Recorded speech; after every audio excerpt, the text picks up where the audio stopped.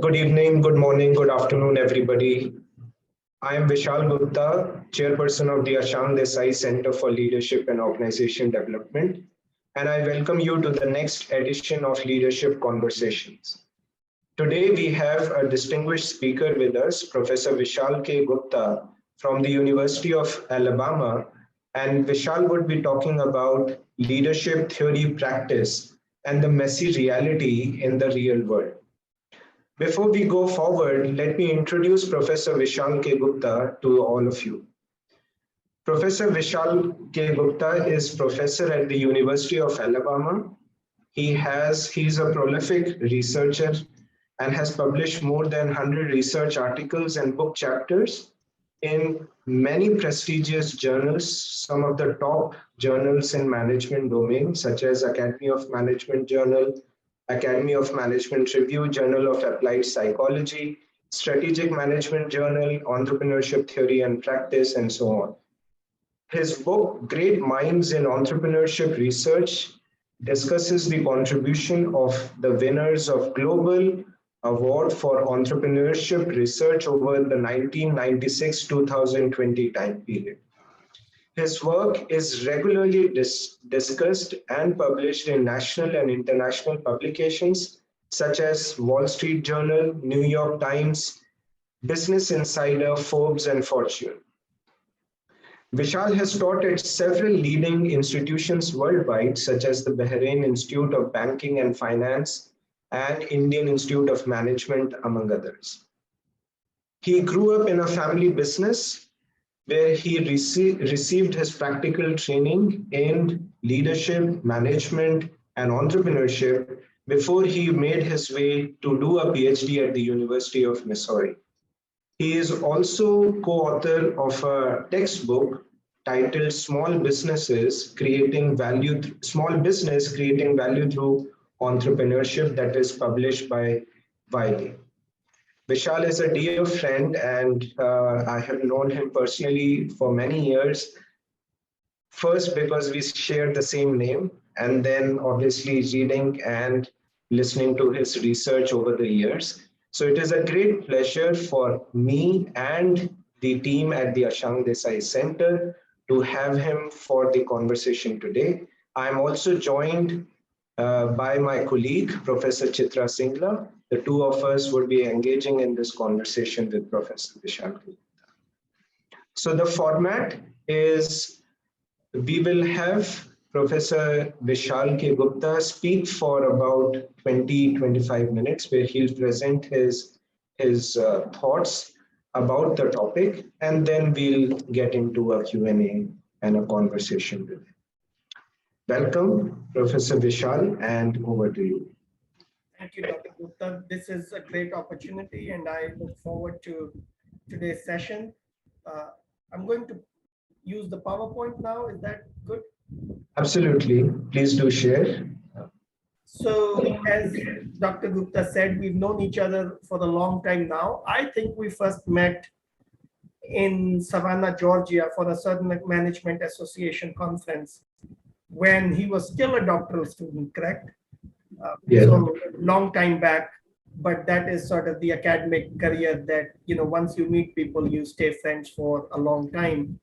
And over time, hopefully the friendships grow stronger as sort of happened in this case. And having the same name, of course, makes it more likely that you stay in touch with each other. But as Dr. Gupta said, the topic of my presentation today is leadership.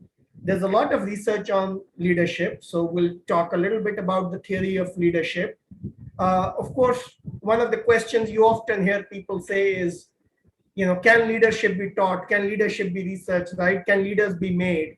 And so people are very concerned, very, very much sort of thoughtful about the practice of leadership. And we'll touch upon that. We'll talk about that. And the disconnect or the reality sort of in the real world, it's not as clean and clear as sort of some of the research would like us to believe. So that's the topic for today's presentation. Needless to say, I'm very thankful for all of you to attend today's session. As professors, we love to have an audience. especially an audience that is not required to come to the session with, with regard to any grades or marks or anything. So this is wonderful to see people come to attend this session. In India, it's evening. In the US, and it's morning. So depending on where you are, I'm sure you had lots of other things to do. And, I'm so glad you took the time to ask questions, to be here today. I'm told you can ask questions, so please do ask questions, make comments. We are here to learn from each other. I don't think there's anyone in this world who can claim to be 100% expert on leadership. I don't think a full leadership expert exists anywhere in the world. I don't care how well published you are in leadership. And so we are all learning from each other, and I'm looking forward to learning from you. And I hope you find some value in today's session. So there is a global fascination with leadership, right? Around the world, we know that people care about leadership. More than I think there's thousands or tens of thousands of books on Amazon. If you use the keyword search leadership, or if you look for leader books, books about leaders, books from leaders. Many universities around the world today claim to make leaders.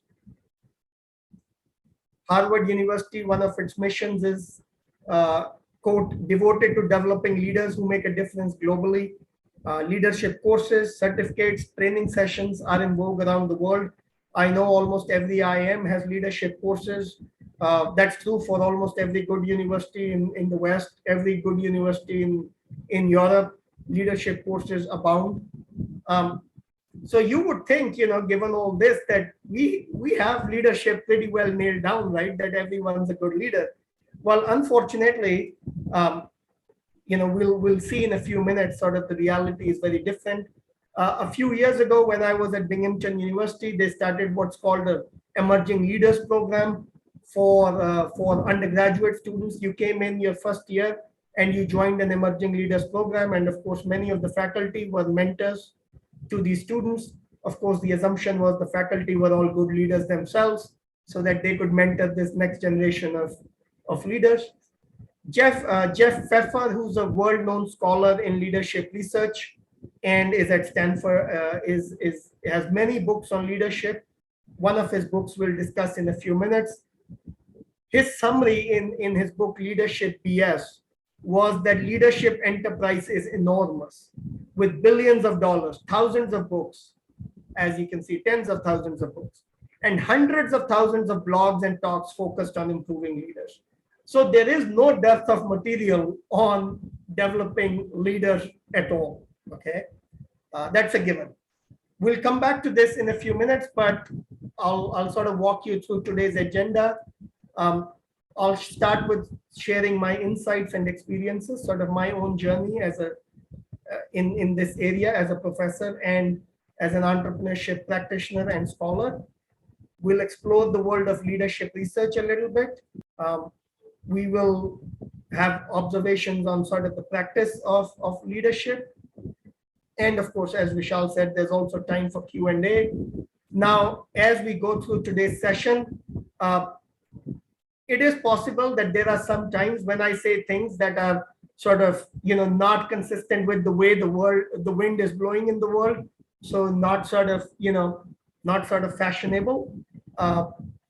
It is sort of what I believe in and what sort of my own journey, 20 years in academia, where leadership is a big deal, I can tell you that, has sort of revealed to me. If you disagree with me, that's fine, share your views, but, be aware that, there may be some things that are not consistent with the way the wind is blowing.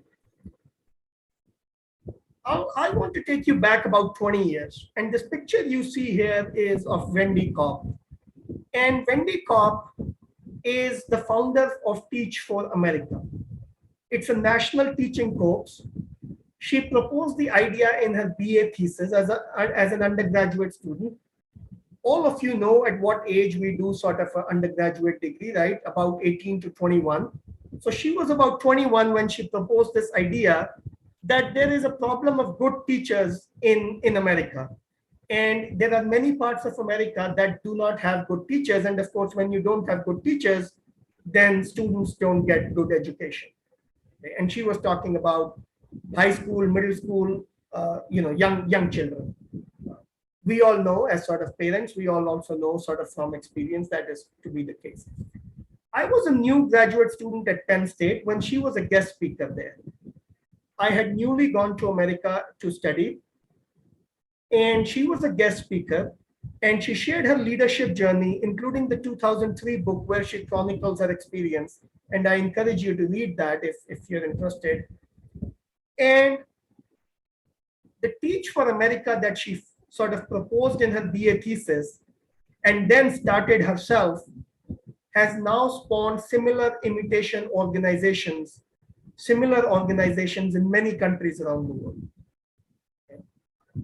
I still remember, it was 20 years ago, I still remember sitting in that auditorium and listening to her speak. I was a nobody back then. I was a graduate student.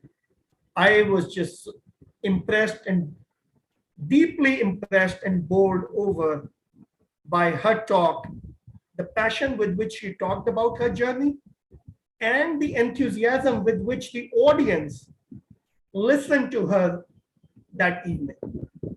Okay. And when I was sort of reflect back on her talk, I think the first lesson, sort of leadership L1, one leadership lesson that I got from that talk was, when one sees a problem, one takes steps to address it. Now, this seems like a very simple thing. And if we have time later, I'll share with you some experiences we had in sort of trying to put this into practice. That when you see a problem, take some step to address it, right? Seems simple.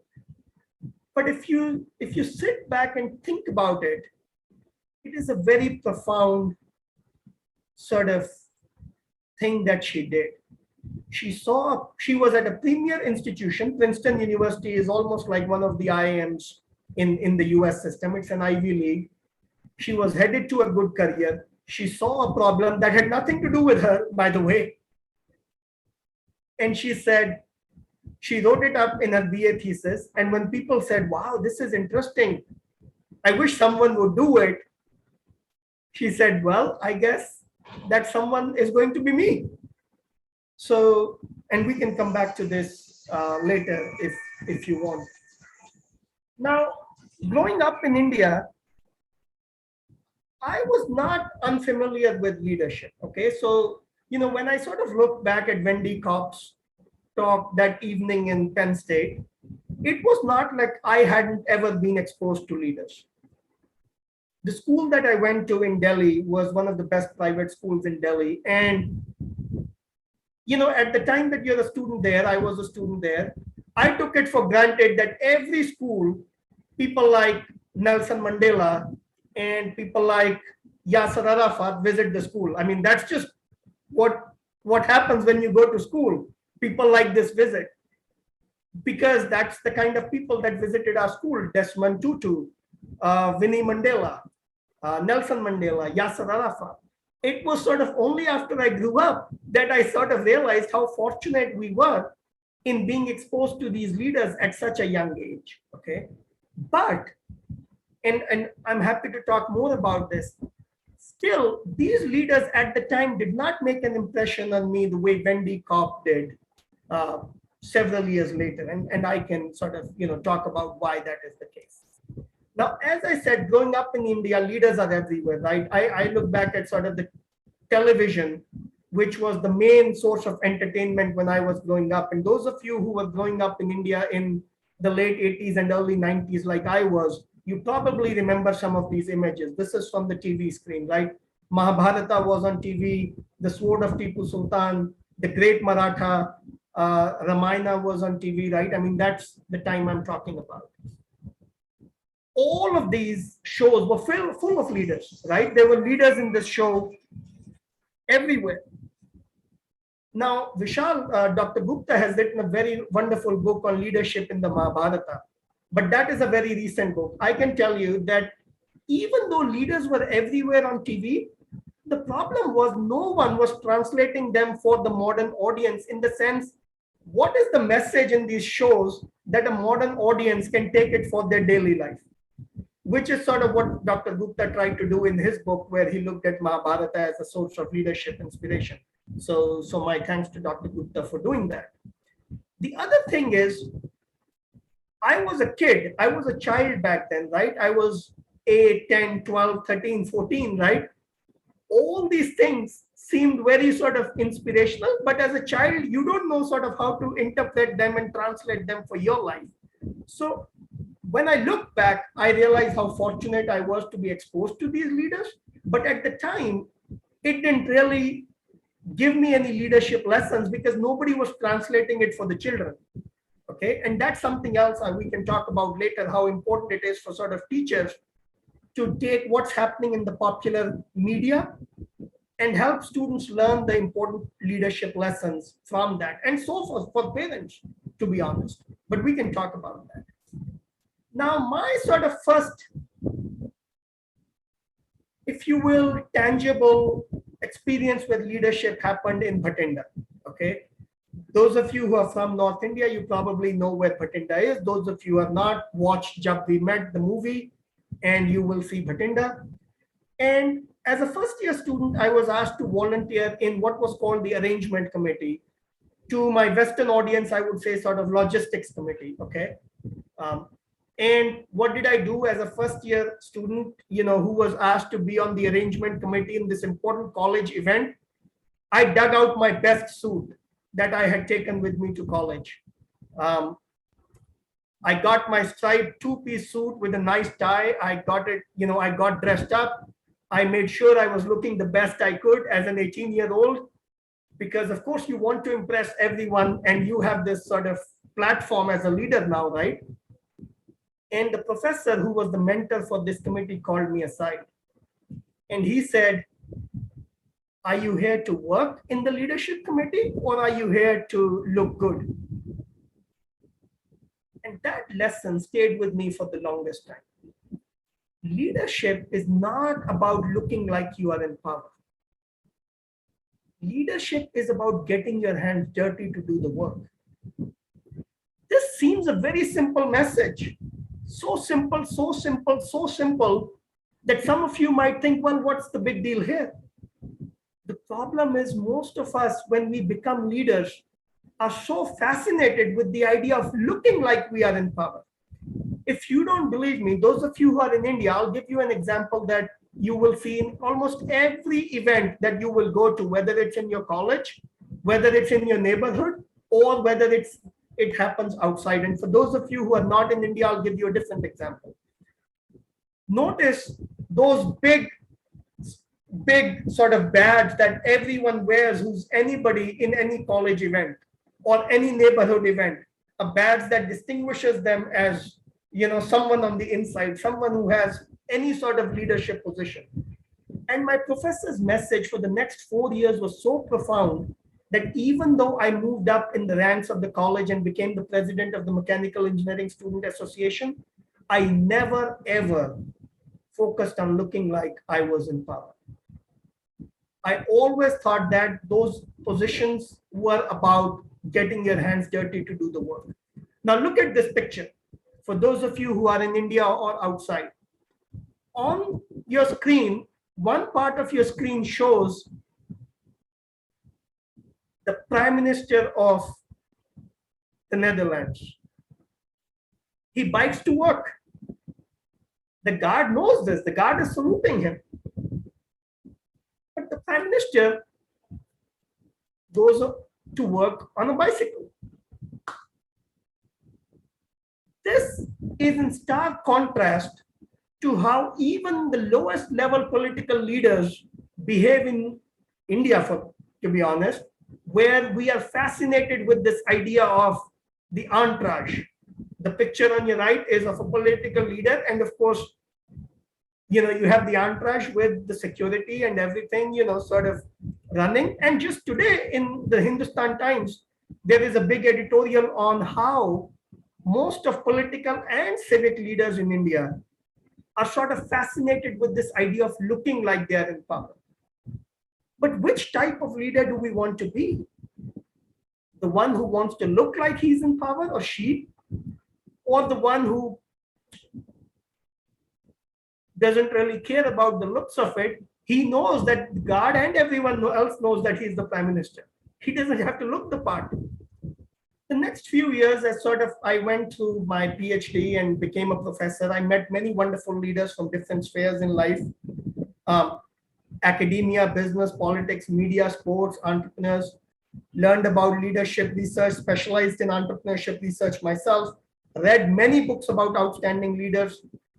I was in the US, I was reading about George Washington to Nick Saban. I was from India, I was reading books about Mahatma Gandhi to Dhirubhai Ambani. Books like Shackleton's, the guy who went to the Antarctic explorer, the famed Antarctic explorer, the leadership lessons, all sorts of books. And I got to take on several leadership roles myself as a PhD student, as a professor. And the next 3 or 4 slides, I'll sort of share with you what I learned in those leadership roles. I was working as a junior faculty at Binghamton University when the following happened. The dean and I were talking about bringing international exposure to American students. Those of you who have any sort of interactions with American students know that students tend to be sort of very internally focused. They don't know much about the world. And we were talking about international study abroad trips. And the favorite destination for American students, the most common destinations are London, because of course that's the culturally sort of closest to them, England, and Spain. Those are sort of or Italy. That's sort of the most common that Americans go to. And my dean, I said to my dean, well, shouldn't we have a study abroad trip to India, right? Like every Indian professor who, I made that suggestion. And the dean said, well, then go ahead and do it. And just that sort of conversation led to a 5-year series of taking students to India, many of whom had never traveled outside of their home. We took them halfway around the world to India in a culture that is very different from what they were used to. And for the next 5 years, I noticed something that sort of the profoundness of it sunk to me only later. When it was happening, I didn't think it was that profound. But as I sort of looked back on it, I thought it was profound. The dean was always helpful. He was Indian, so he had many contacts. And as I'll talk in the next slide or so, his contacts were always helpful to us. But he never interfered.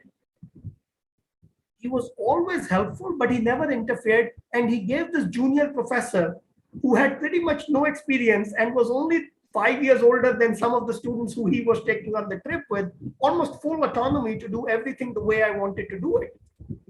And that sort of brings us to leadership lesson 3, part A. If you want to be a good leader, let people take ownership of their ideas. Delegate well, and be comfortable with them getting the credit for it. When we did this 5 years, the local media covered us several times. You know whose picture was in the newspaper? Mine, not the dean's. And never once did he even slightly suggest to me that his picture should be in the newspapers. Think about that. Right? A lot of leaders love this idea of sort of the attention being on them, not this dean. He was comfortable with his subordinate, me, getting all the limelight and credit while he sort of was in the background and helping us every time I ran into a problem.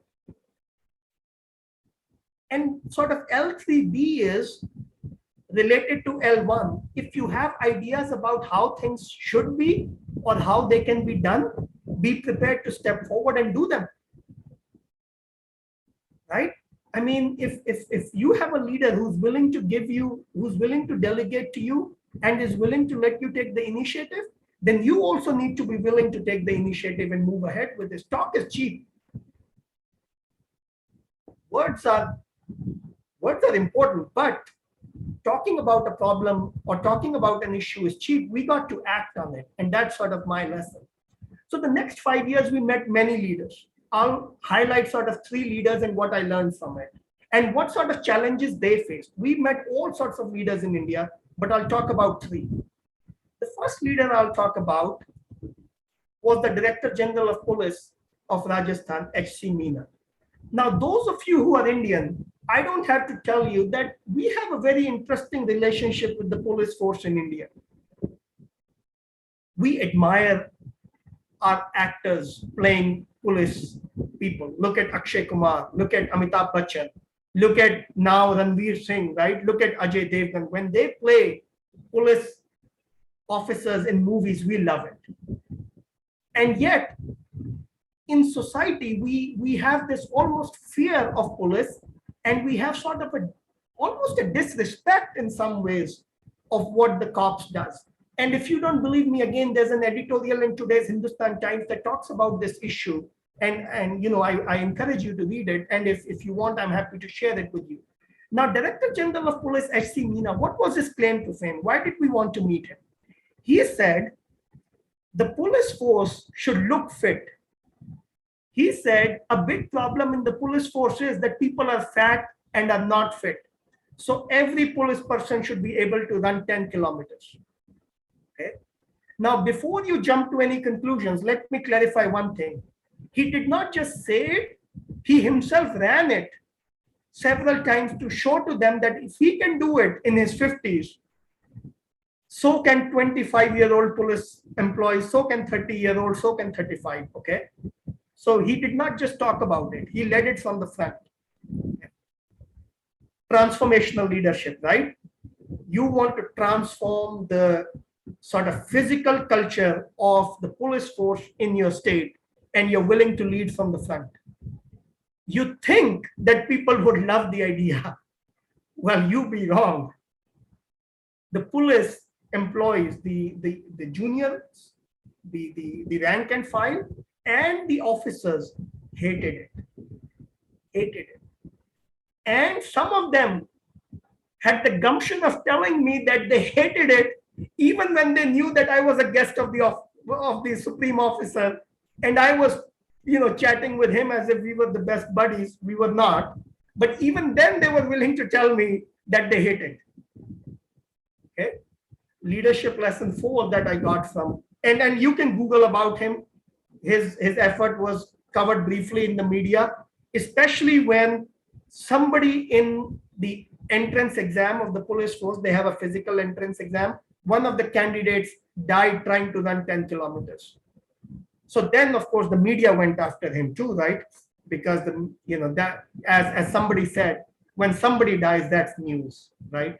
So efforts to transform cultures often face resistance from the very people they are designed for.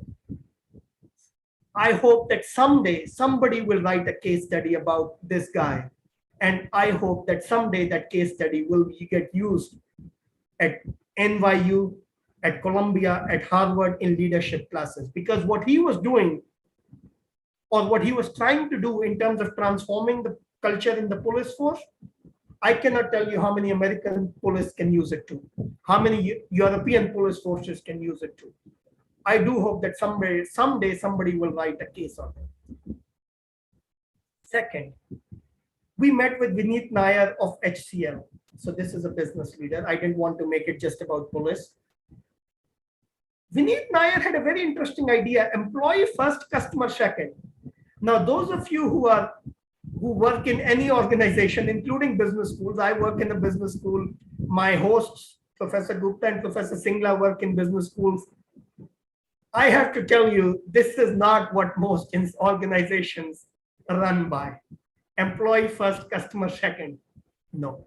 But Vineet Nair had a really interesting idea. He said, if the employee is happy and the employee knows that the organization has their back, they will do everything to make the customer happy.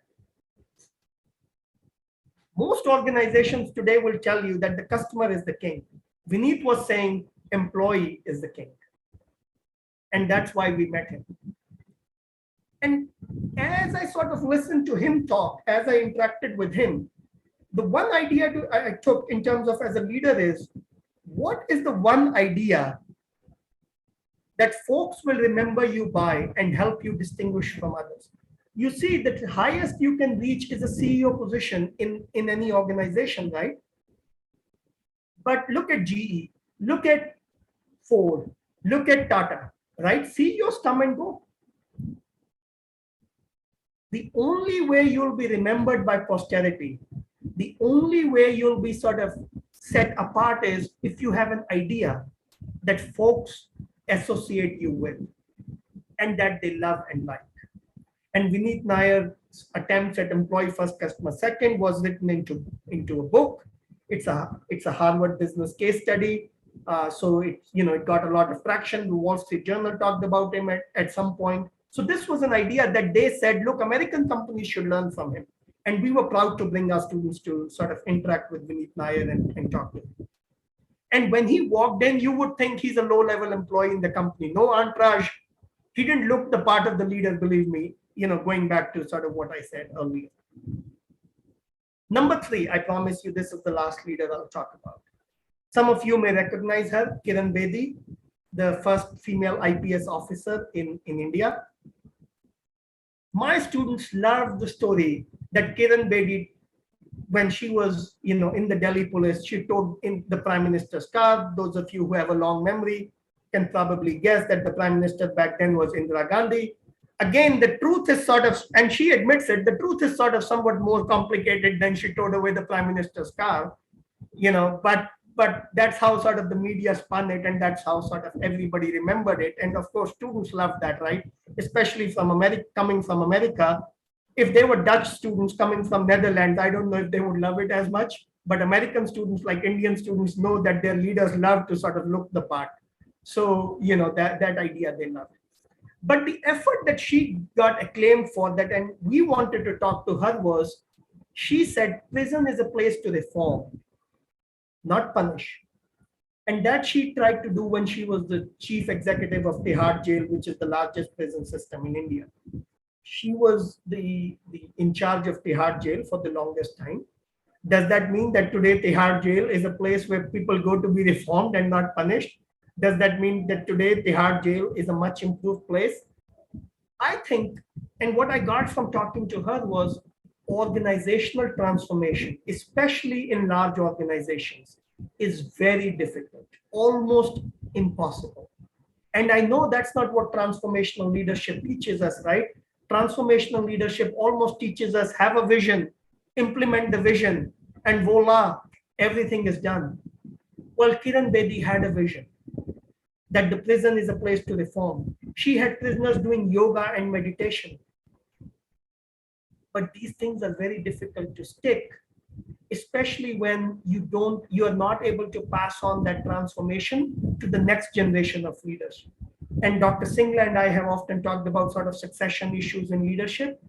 And this is one of those examples that where a good leader, but really the succession sort of didn't really happen in that way, and it didn't stick. Transformational leadership, I have learned over time, is very easy to teach. The concepts are very clear cut. It's simple, very difficult to practice, especially if you measure it by results. Very difficult to practice. And to be honest, I would also say that it is very easy to research too. Of course, the research in this area has been severely criticized. And those of you who are interested in research, I invite you to read this paper that takes charismatic transformational leadership research to task and pretty much says that we need to get back to the drawing board and restart our efforts in this direction. Even if research begins to make progress, let us not forget that transformational leadership is very, very difficult in practice. Let examples of H.C. Meena and Kiran Bedi sort of be examples of how efforts to transform organizations is very difficult. Other forms of leadership get even less attention in popular media. Authentic leadership, servant leadership, moral leadership, ethical leadership. We haven't even scratched the surface with those things in terms of practice, understanding them in practice. What does a servant leader really look like in practice? It is very easy sort of in some ways to look back at Mahatma Gandhi and to sort of always sort of present him as an example of servant leadership. But what we need to have is sort of more contemporary examples, right? I mean, one Mahatma Gandhi in a world of 8 billion people, even if we take it at face value that he's the best example of servant leadership, It says something if that's the only example we can find in the last, 100 years, right? Or Mother Teresa for that matter. I mean, 2 in 8 billion people, right? I think we need many more efforts in terms of understanding leadership, other forms of leadership. Finishing up with some thoughts. We teach leadership as if it is a topic in physics. Here is a model, apply it. Unfortunately, that's not how leadership works. Almost every leader that I have talked to, listened to, read about, tries different things. You could say different things from different frameworks, and then tries to figure out what works for them in that situation or not, and adapts those sort of frameworks, if you will, to their situation. It's not physics where we take a model and we apply it. Leadership research, our discussions of leadership largely ignore the public sector, which is the most important in sort of, in many countries, including India.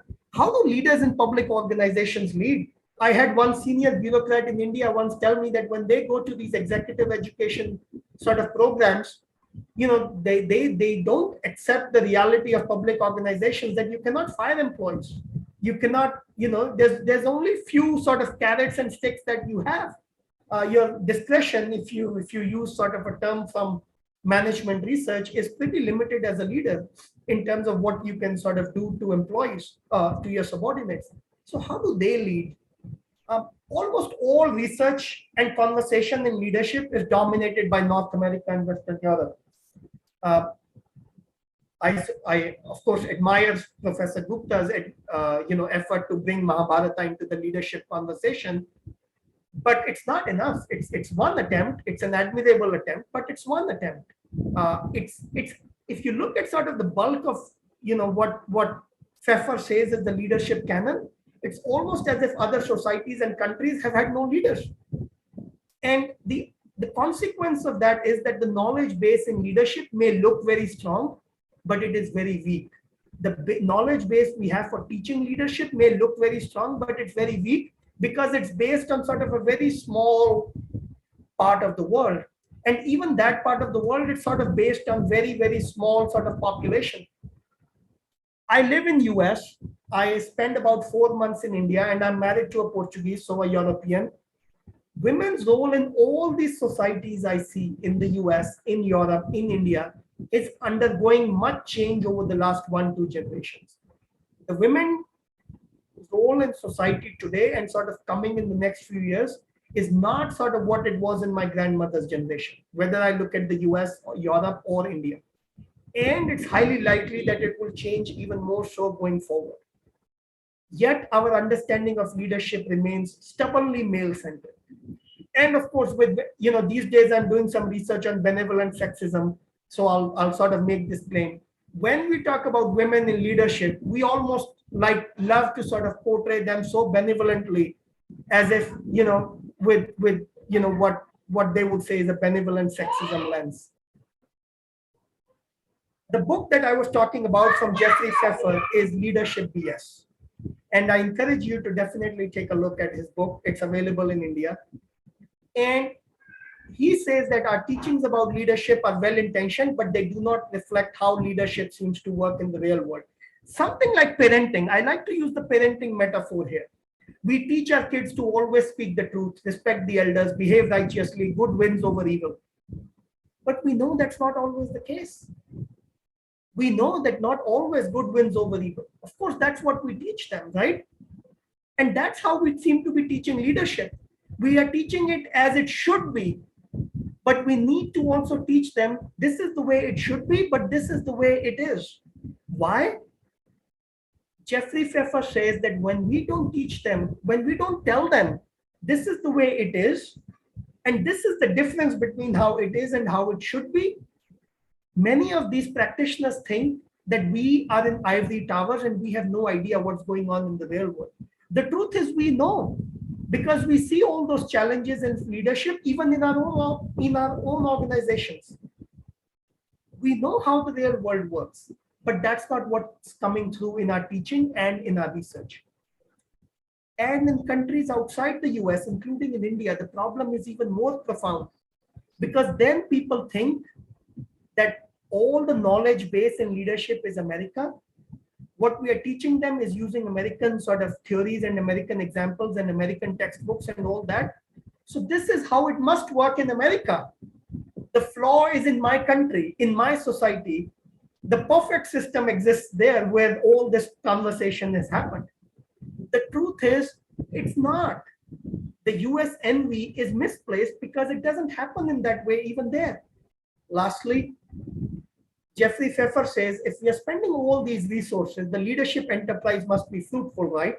And his answer is wrong. Worldwide, what we are seeing is employee disengagement, high levels of leadership turnover, career derailment, and failed leadership development efforts. I think we need to recognize, and this is sort of my take, that the words leader and leadership are used in two main ways. One is broadly, like at Binghamton University, the Emerging Leaders Program for undergraduate students, Harvard University saying that we make leaders. In that sort of broad framework, everyone is the leader. And sort of my message to students, to sort of young people in that framework is, the best you can do sort of as a leader is be the change you want to see. Just that, right? Everyone is a leader, you are a leader, be the change you want to see, sort of start changing the world sort of by focusing on the self. That's good. The other sort of definition is sort of this leaders, defining leadership narrowly. Leaders are in positions of authority. And in that, I think it's important for us to understand that we need to teach people how to rely on personal power rather than positional power, rather than looking like a leader, how to actually get your hands dirty and behave like a leader. That's more important. I know I went more than I should have gone, and I'll stop here. Thank you very much. Thank you, Vishal. Very, very thought-provoking, and I would say quite a few real-life examples and narratives that you brought from your own life, and as well as lives of many other leaders that you've met. So let me see if Chitra would want to begin and definition of conversation. Thank you, Vishal. Like our Vishal, Professor Gupta said that, it was very thought-provoking. I have so many questions, but I won't be very greedy because Vishal told me the questions in chat has to be given importance. But let me just, first of all, thank you. It was, I know with such a vast literature, it's so difficult to put things in such a simple, understandable way, that too in a 30 minutes talk. And I think you have done a phenomenal job. I would like to congratulate you on that, because I was wondering what all you will cover. I think you have really done, good justice to the topic. So let me just pick on one point. I have many more questions, but let me go with one first. You talked about positional power, and you showed that picture of Indian PM versus some European countries' PM, basically that show off of power, right? I have a counter. I feel in some societies, it might be required. When you are in such a crowded society, right, where the population is very high, the power distance, the cultural aspect also matter, where hierarchy matters, right? And when everyone can think, I am a leader, right? Because that is a broad definition.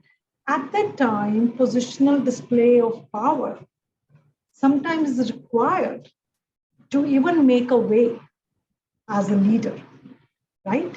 So, and we do see authoritative style, authoritarian style, and all those styles of parenting as well as leadership, right? And you have also spoken about this.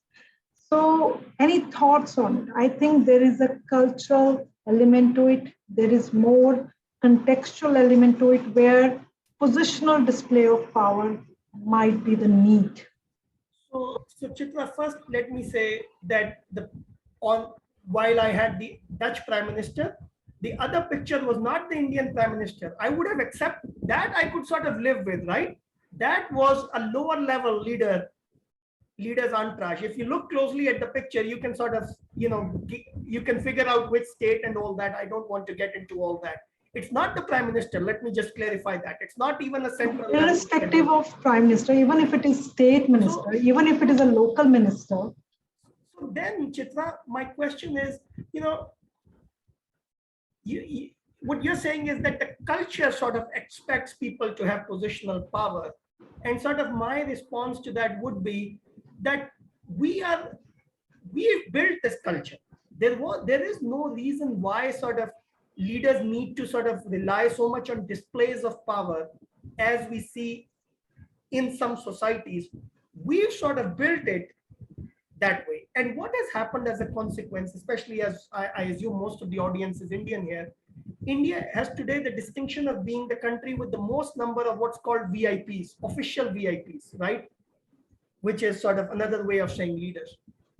And I think we need to sort of, I think we live in a world where people today want more egalitarianism, whether it's gender egalitarianism, whether it's egalitarianism across, you know, different stratas of society. I think we are headed to a world where people want to see more egalitarianism. And again, I'm sorry, leadership are sort of antithetical to that. I don't know. I feel, you know, resource-rich countries where resources are more than the public to be served can talk about egalitarian view. A country which is always resource constrained because of the population. Do you think ultimately we are talking about theory and practice, and I think point you are raising is theory is so disconnected from the practice. To me, there is a disconnect when we talk about egalitarian view in a country that is resource constrained and most likely will be resource constrained given the kind of population we have. When you are living in that kind of context, you know, either I wait for the society to change. That means that will happen, I don't know after how many generations. That means I'm not letting go of the opportunity, thinking I have to change the society, or to make an attempt to change the society, I have to be in the system, right? I have to be in that leadership position. For that, I will have to use ways that work. I'm just thinking aloud. So, Chitra, let me give you an example from America that people love, and then I'll give you an example from India. So in America, one of the most sort of loved business people is Warren Buffett. Okay. He has the money, of course. But you know why people love him so much? I mean, Bill Gates has the money too. And before he started philanthropy, despite his success, a lot of Americans considered him to be a jerk, which has again been reinforced sort of when the Melania and sort of his you know, divorce came out and all that, right? But Warren Buffett is widely loved across America. You know why? Because one of the reasons is people say he is so rich, but he doesn't look the part. Like every year, he takes out a few days to meet with students. And you know what he eats with them? He sits down with them. He's like, he chats with them. He goes out of his way almost to talk to them like he was a middle-class grandparent. Students love it. You go to the Berkshire Hathaway annual meeting and the world come, like people from around the world come for the annual meeting. Like it's so crowded that you would not think it's an annual meeting. You would think it's a rock concert. And you know what? He's sitting on the stage and people are asking him questions. How do you think I should teach my child? No questions about the business. And he answers like a grandfather. He does not look like a stinking rich billionaire. And I think part of the charm of sort of Dhirubhai Ambani in India was, unlike his sons, I would, if I must say, that he didn't sort of make efforts to look rich. In fact, he made efforts to sort of look middle class. Look. And I think that goes a long way for most people. Okay, thank you for your observations on this. Vishal, would you like to take the next question? Yeah, so Vishal, you did mention leaders like Kiran Bedi and Mr. Meena trying to transform systems and cultures of organizations. And we all recognize that it's a difficult proposition. It is easier said in books, written in books, than actually carried out. Any thoughts on giving the consent? This is related to Chitra's question as well. The kind of culture that we come from. We know we need a solution.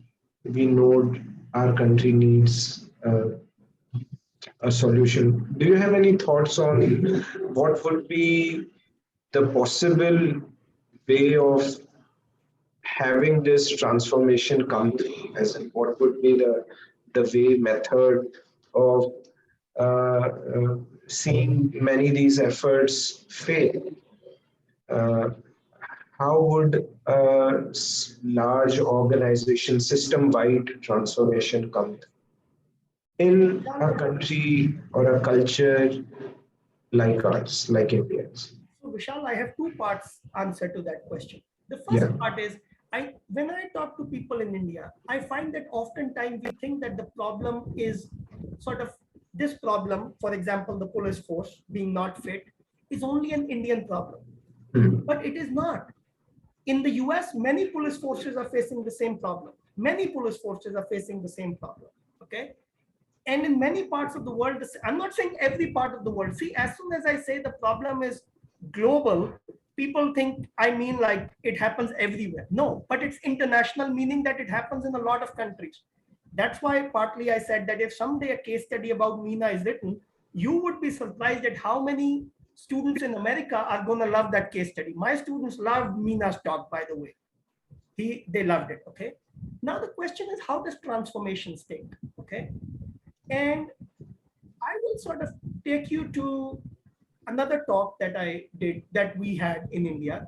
We met with another senior police officer in India, and his name was KPS Gill. Okay, you probably know him as the guy who's sort of credited with eliminating terrorism in Punjab in a big way. And one of my students said to him, he said, after, the talk happened and, the students loved his talk and, they were sort of eating, they were eating every word. They were lapping up every word he said. And one of the students raised his hand and said, Mr. Gill, given so much experience you had and sort of the role you played in eliminating terrorism, which is sort of unparalleled in the world, not just in India, in the world, homegrown terrorism eliminated sort of through police action, almost unparalleled in the world. You must have you must have new young police officers line up to meet with you and talk to you, to get your experiences, to learn from you. And you know what his response was? Zero. I should have taken a picture of him when he gave that response. You could see the sadness on his face. Vishal, we have to accept that change is not going to happen overnight, that we need to stand on the shoulders of giants. Just because Wendy Cobb created Teach for America doesn't mean that the whole problem is solved, but she took a step. The next person needs to stand on her shoulders and move ahead. Unfortunately, Vishal, what I see in India is that we are not standing on the shoulders of giants. We love to pull down giants. We love to criticize. If we had more time today, I can promise you people will Google about KPS Gill and bring up all his negative points. Instead of standing on the shoulders of giants, we are ready to pull down giants. I think that we have to let go. I can tell you that every time I've sat in an American sort of session like Wendy Cobb, people may have asked about sort of the other side of their experiences, but there was never any attempt to sort of pull down, take away from the good things they are doing. And I think one of the weaknesses, and Vishal, you can sort of tell me more about this because you've written sort of leadership lessons from Mahabharata.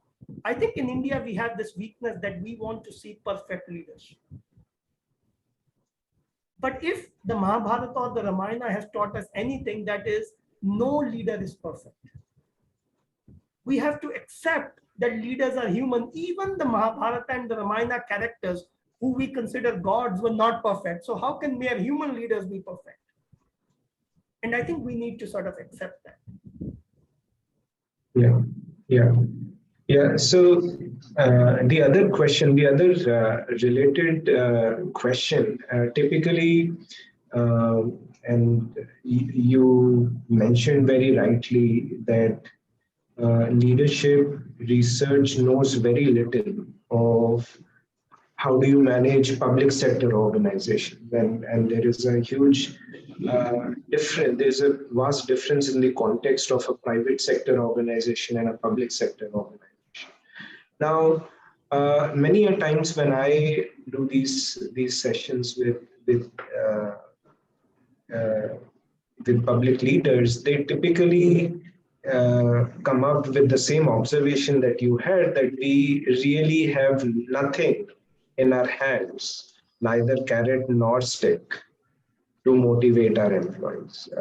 So well, all theories of performance management, all theories of motivation are immediately out of the window, because they say, well, professor, this doesn't work in our context. So again, want to ask you about your experience, your knowledge, your kind of research interactions with leaders. How does one resolve this challenge?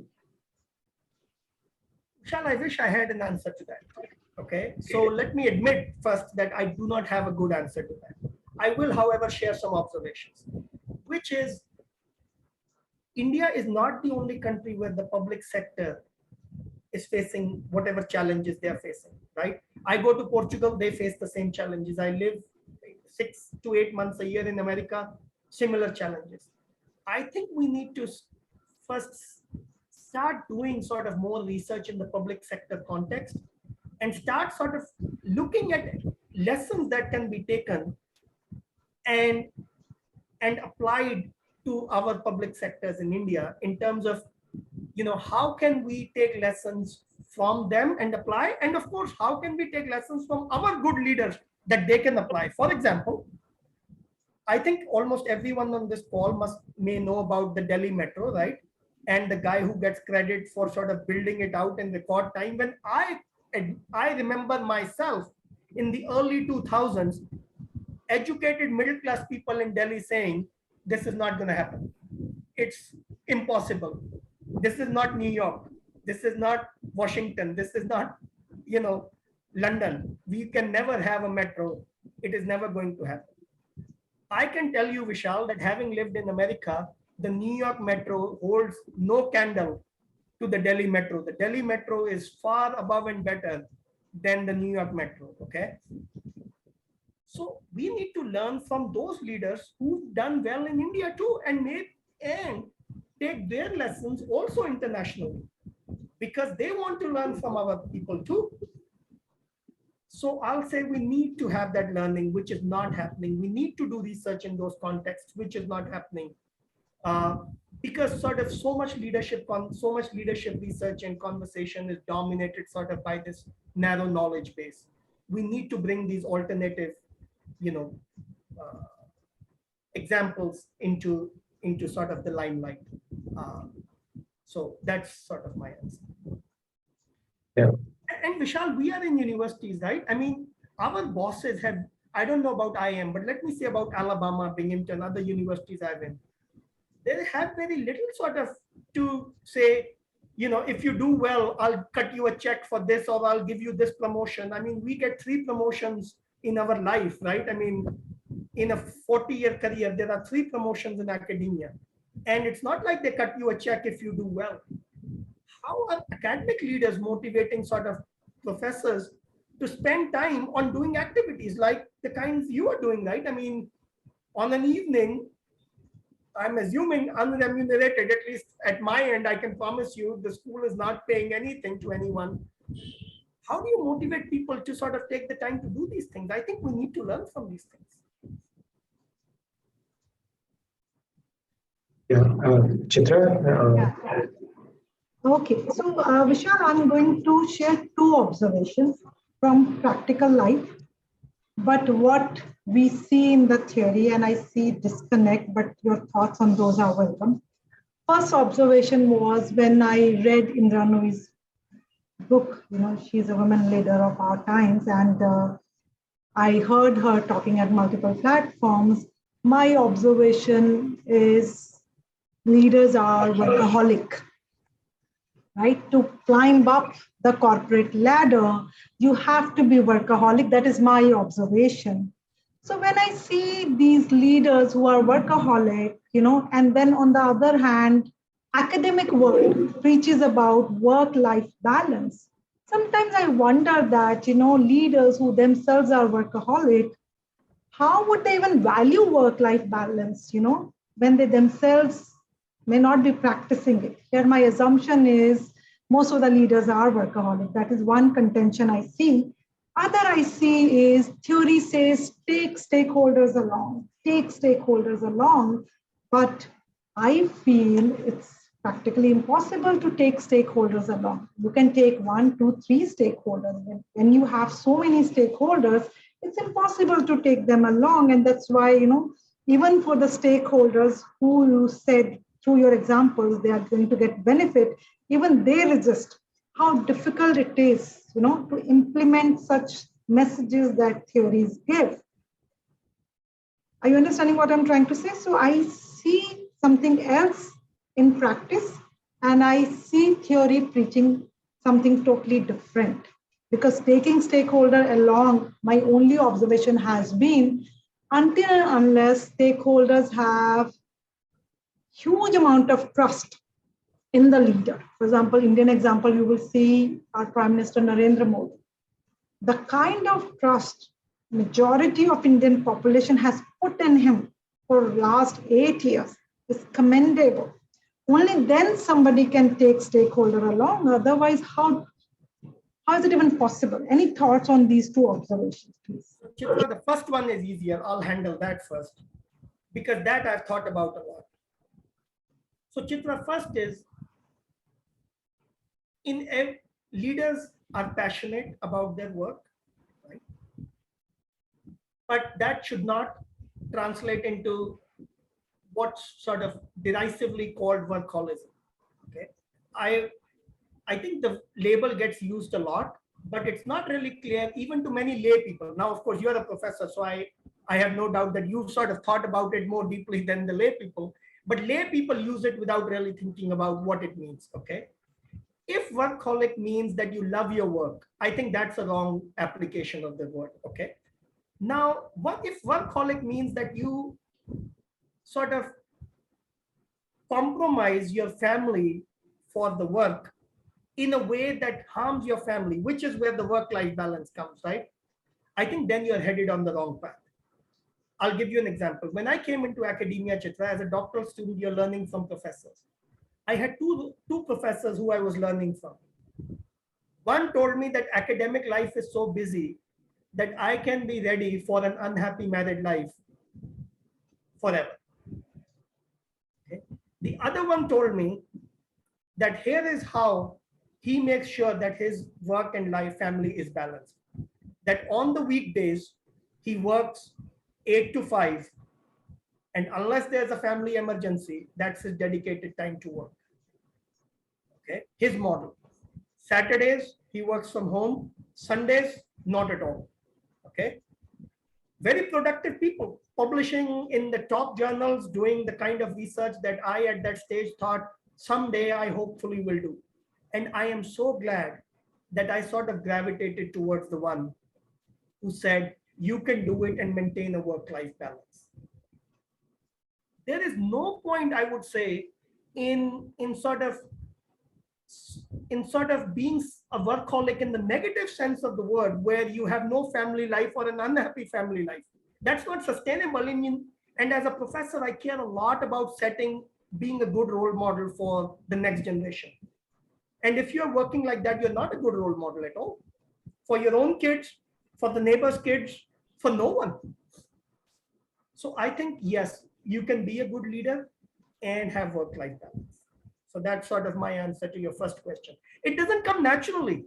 Like most difficult things, you have to think about it. You have to plan for it. And some compromises have to be made that in the short term may seem like a big deal. But Chitra, you know what? In the long term, they are not. I can tell you that I also struggled with it. When my wife says, don't go to work today, at the moment I thought this was going to be the end of sort of my career. What's going to happen to this paper that if I don't go today? Look back after a year, I mean, the paper happened, the research happened, the teaching happened. It worked out. So I think we need to sort of, and I think some of it comes with experience. It's hard to expect a 23-year-old to have figured out all of this. Then when you're 35, sort of you figured out more things. So that's my answer to your first question.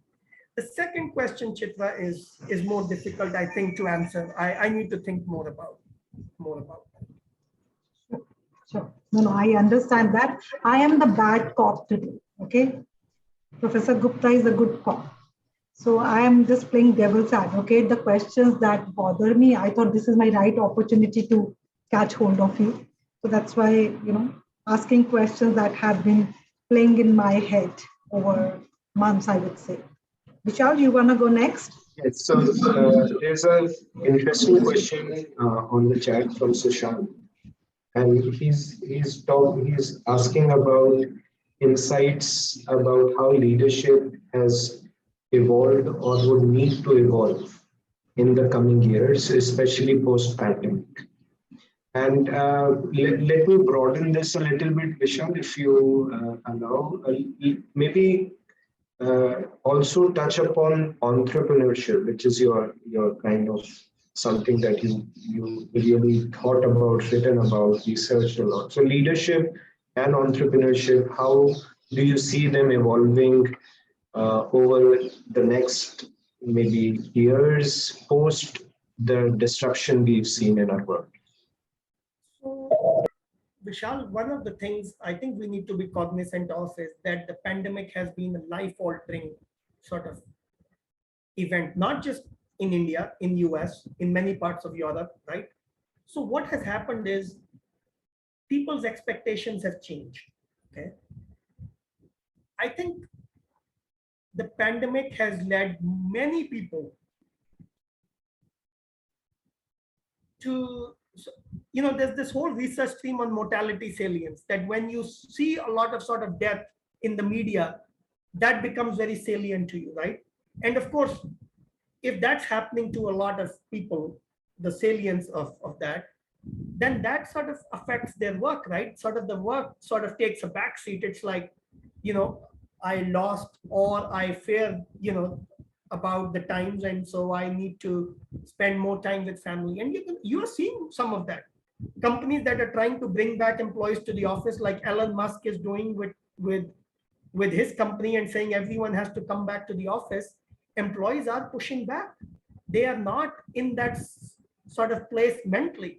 Now, some of us might say, well, it's also that people sort of got used to the luxury of working from home, and where they have sort of more flexibility, you can attend to the child and work and all that.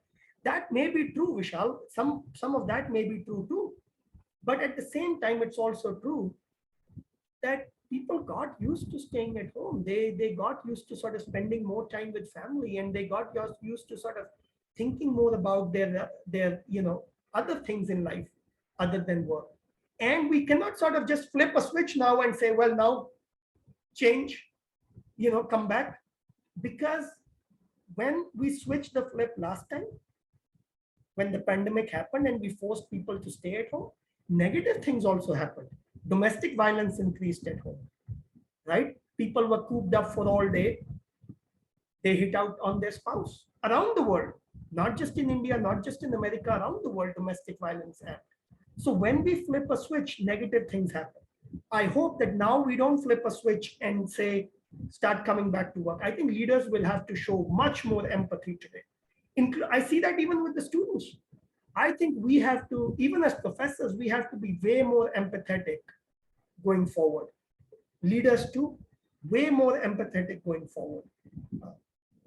I think there's just no way around it. And entrepreneurship, Vishal, you can stop sharing your screen also, so people can see you on full screen actually. Yeah. So Vishal, in entrepreneurship, I mean, I'm not sure which sort of way you want me to address this question, but Vishal, what happens is in the small scale sector, they don't have the bandwidth to be sort of very empathetic to their workforce. Okay, I wish they had. Again, this is a gap between theory and practice. As a professor, I wish they had. In reality, talking to small scale business people around the world, in Portugal, in India, in US, they just don't have the bandwidth. The work needs to get done today. It needs to get done now. You go to a restaurant. I mean, the server needs to serve the food. I mean, if you're the restaurant owner, there's little bandwidth you have because, but I think in terms of entrepreneurship, you are going to see that except this small scale sort of problem, small scale sector problem that they don't have the bandwidth to be very empathetic. I think what it's going to translate is difficulty in the small scale sector to hire good employees because they are going to gravitate to companies that are sort of more flexible, policies. And you're going to see sort of more business startups in sort of the digital space because, people have accepted that, if this can happen once, it can happen again. And I think you're going to see more digital sort of entrepreneurship happen.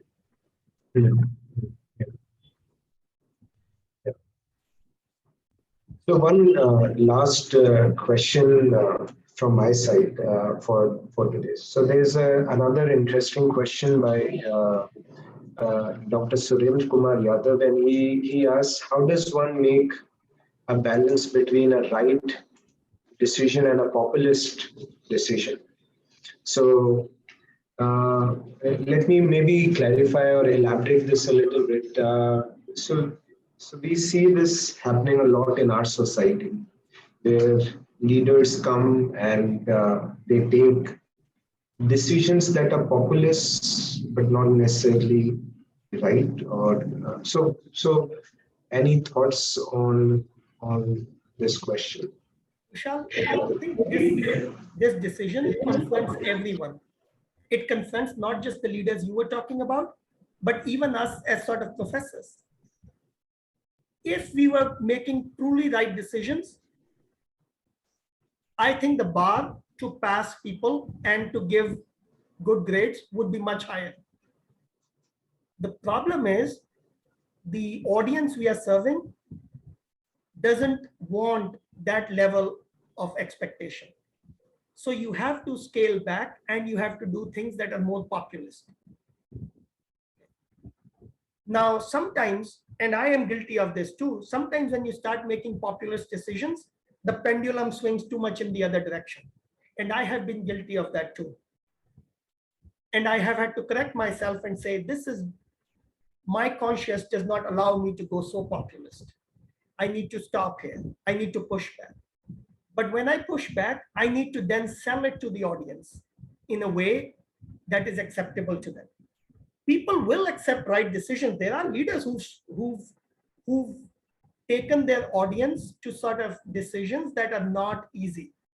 If you look at sort of the history of Kemal Pasha Ataturk in Turkey, and you read about him, I mean, it's crazy what are some of the things he made people do in a society that was the seat of the Islamic Caliphate, which he, by the way, took out overnight. Things can be done, but then you have your own integrity has to be sort of more impeachable than Caesar's wife, as they say in English, that you have to be more unimpeachable than Caesar's wife. And then sort of people will trust you. But every one of us has to make a decision between what may be a right decision and a populist decision. And the pendulum will swing. But we have to be sort of watchful of that pendulum and not let it swing too much in either direction. Nobody likes, let's be honest, nobody likes someone who is always righteous in everything. Right? I mean, you and I have been in faculty meetings and we've seen there are people who always sort of preach this righteous attitude. And you're like, calm down. These are 21-year-old, 20-year-old students that we're talking about. Relax. But that doesn't mean everything becomes populistic either. So we have to strike this balance, I think, in all decisions. Yeah, there's just a related question to this, build up on this. As a leader, and this is from Shweta, and she asks, as a leader / administrator, how do you keep everyone happy? How do you keep everyone happy? I don't think you can keep everyone happy. Every administrator is going to make some decisions, like the dean who I was talking about. You probably got the sense that everyone was happy with him, but there were times when we were not happy with him. And I'll tell you what those times were. When the annual increments came out, no one was happy with him because he treated the university's money as if it was his own money. He was very stingy with increments. So you are not always going to make everyone happy. I think I go back to what Steve Jobs said about enjoying your work in life. It's not that you will enjoy it every day. It's that when you take the sum total of it, in this, in this month, in this semester, in this year, do I enjoy being a professor? Yes. That means there were some pluses, some minuses. What's the aggregate? I think that comes down to being an administrator too, or being a professor. There are pluses. You made decisions that made people happy, some people happy at some times. Some minuses, you made some decisions that made people unhappy, especially like increments or bonuses or whatever. Now what's the plus and minus? Is it still plus? Yes. I think that's the way to do it. And I think they have to see you walk the talk. For example, when I tell my students to read a book, some students have asked me, Professor, have you read it? And I said, I would never prescribe a book that I haven't read. But that tells me that they have had professors who prescribed them books that they did not read themselves. That is sad, right? They have to see you walk the talk. Then they are more likely to follow you, I think. Thank you, Vishal. Thank you for these candid responses. Chitra, any questions? We have time, then I'll ask one more and the last question. The last, yeah. Okay, this is the last question. It's such an interesting session, Vishal. We don't feel like ending it, but I think we need to. So my last question is, since you work on gender, leadership, entrepreneurship, right? All these are connected topics for you. Do you see a dominant leadership style among women leaders or women entrepreneurs, which is different from male leaders? If yes, why so? And do you see country-wise differences? So Chitra, if I go by the literature says that women in leadership positions face a double blind. If they behave too much like a stereotypical leader, especially one that looks in power, people resist that. They don't think they are nice women. They may think they're competent, but they don't think they're nice. But if they behave nicely, then people don't sort of see their competence as a leader. I guess, they focus too much on the niceness. The sad part is, Chitra, that, the literature tells us this, but the depth of the literature is not very much. We don't have many studies in this area because it's so difficult to study. I use an example with my students. When the CEO of GM, Mary Barra, was asked if her being a woman affects her work, she said, don't even go there. Her response was, don't even go there. Women leaders don't want to talk about that issue. And from their perspective, I can see sort of their perspective, right? There are not many women leaders in, US or India or wherever, especially top management positions. So they sort of want to keep the focus on the leadership and the management and not so much on them being a woman. But the truth is, we are getting into a world where there are going to be male and female leaders. And that is just the way things are going to be. There is no other way around it. You cannot keep the glass ceiling intact for very long in any society that is connected to the global economy today. So we have to start understanding the challenges and the issues women leaders face, but the challenges and the issues that men and women are facing when they're trying to work together in leadership positions. So I think we need way more sort of understanding of this issue. And Chitra, if I may, I'll sort of plug this here. Yeah. One of the challenges we faced as educators is whenever we try to bring leaders to the class, bringing male leaders to the class is way easier than bringing female leaders to the class. The problem is it sends the wrong message to the students.